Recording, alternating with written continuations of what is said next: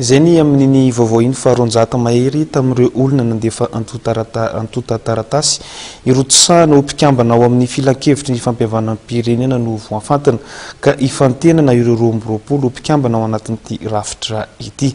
Manomboka rahampitso dia isy ny fifanatrian'ireo kandida ireo amin'ny komiti-pirenena misivana izay ho mpikambana ao anatin'ity filakevitry ny fampihavanana malagasy ity.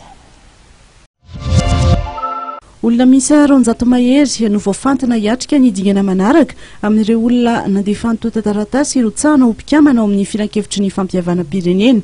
Manomboka rahampitso dia isy ny fifanatrian'ireo kandida ireo amin'ny komiti-pirenena misivana izay ho mpikambana ao anatin'ity filakevitry ny fampihavanana malagasy ity.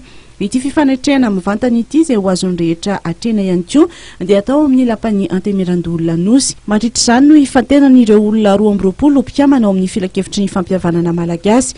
Raha ny fanazavana voaray dia amin'ny alarobia herin'ny rahampitso no fantatra amin'ny fomba ofisialy ny lista misy ny anaran'ireo olona 20 ireo ka dia ho atolotra ny filoham-pirenena.